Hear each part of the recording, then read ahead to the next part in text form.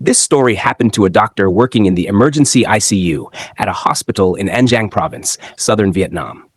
He had experienced strange, terrifying events during the years he worked night shifts, and some of them still haunt him to this day. It started back in 2015. He was on a night shift around midnight when a pregnant woman 35 weeks along was rushed into the ER. She was suffering from eclampsia. Her blood pressure spiked to 200 Chenhai, and her entire body had turned bluish. Despite all efforts, both the woman and her unborn child died. Her name was Chun Thị Thơ, 33 years old, and she had lain in bed numbered 12.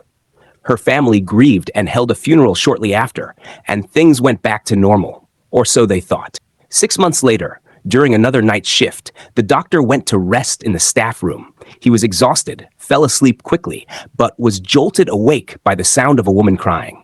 "Doctor, doctor, I'm in labor. Please help me. It hurts so bad." He opened his eyes. Just a few feet away stood a pregnant woman, her belly large, but her face was completely blank, as if smeared over by darkness. Still groggy, he told her she was in the wrong place. She needed to go to the maternity ward. But then she stepped forward and her voice rose sharply. "Don't you remember me, doctor? I'm Chun Thị Thơ. I laid in bed number 12. Look at my baby. Look at her. Isn't she beautiful?"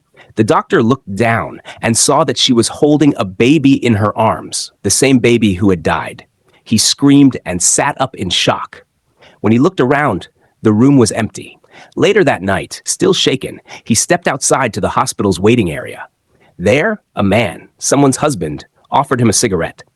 The doctor declined, and they sat together in silence for a while. The man casually mentioned, "My wife couldn't sleep," said some pregnant woman yelled at her and told her to get off her bed. That detail froze the doctor. He asked which bed she was in. "Bed number Bahav," the man replied. His blood ran cold. Not only had he seen the ghost, but the patient's husband and wife had too, and they all saw her in the same room, the same bed. During the height of the COVID outbreak in Vietnam, the ICU was overwhelmed. The doctor said the death toll was staggering. 3, 4, sometimes 5 bodies a day. People were dying faster than they could be moved.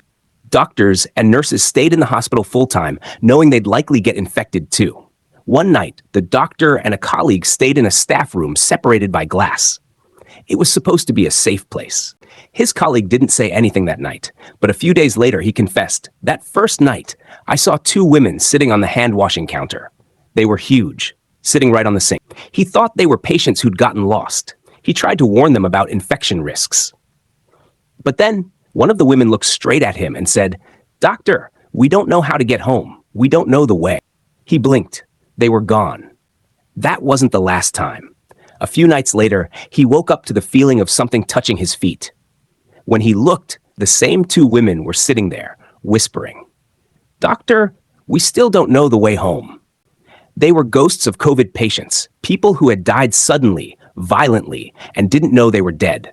That room became known among staff as cursed.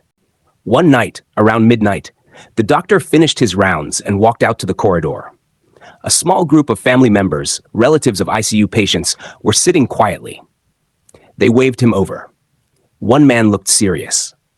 "Doctor, we need to ask you for something." "What is it?" the doctor asked. The man hesitated. "Can you let us set up a small altar? Just a bowl for incense, right over there in that corner. Please, doctor, we're desperate." At first, the doctor refused. It was too dangerous. There were oxygen tanks nearby. Open flames could cause an explosion. But they insisted. Their voices cracked. "We can't sleep.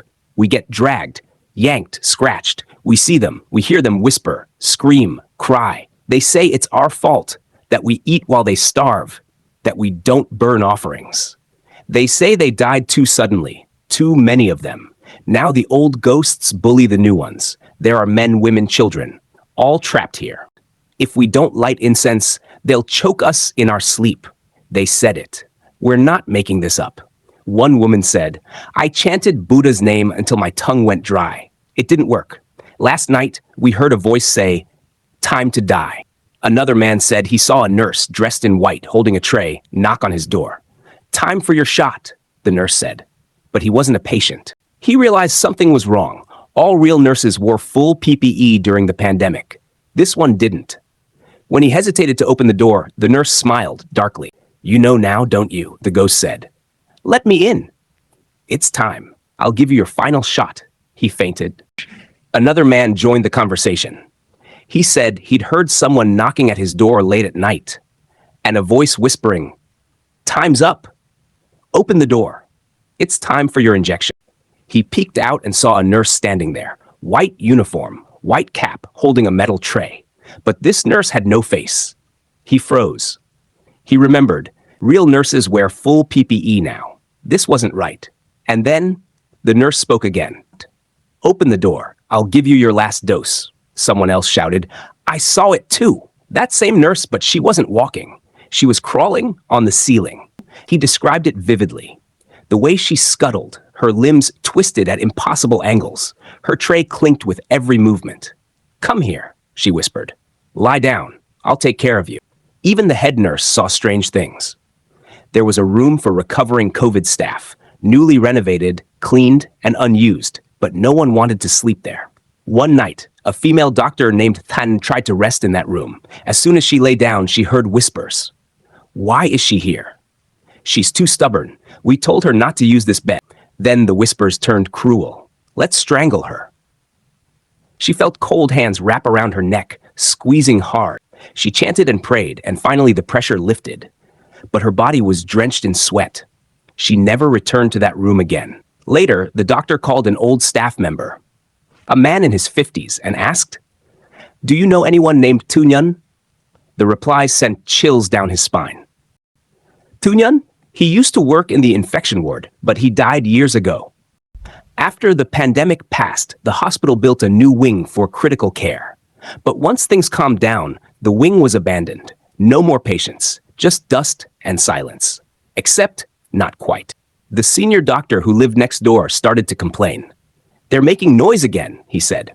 "Every night around 2 a.m., I hear crashing, banging, like hospital beds smashing into walls." Electricians and security staff reported the same thing. Loud, metallic sounds. But no one was inside. The place was locked and sealed. One of the neighbors, a man living next to the hospital fence, said something even stranger. He claimed that anytime he cooked rice or left food out in the kitchen, it would rot within hours. "The ghosts are stealing the essence," he said. The doctor decided to test it himself. One day, he went into the unused ward to rest. It was clean, cold, the air conditioning was on. The bed was modern, with automatic controls. He lay down. A few minutes later, the bed began to shake. He opened his eyes. No one was there. He closed them again. This time, the bed wasn't just shaking. It was swaying like a hammock. Back and forth. Back and forth. Slowly, then faster. He began to chant a Buddhist mantra over and over, and finally, the swaying stopped, but he was soaked in sweat. He got up and walked out without looking back. The stories continued. More and more doctors reported voices, whispers, cold hands, shadows moving across the ceiling, and always the same question. Why did you leave us here? A chilling journey through hospital halls where the line between the living and the dead sometimes fades into silence. The souls lost during the pandemic, so many, so fast, may still linger, waiting for a prayer, a stick of incense, or simply someone to remember them. If there were any flaws in the visuals or narration, we kindly ask for your understanding. And if you enjoy stories like this, don't forget to subscribe to the channel and hit the notification bell so you never miss another tale that chills the spine and stirs the soul. We'll see you again on another late, quiet night.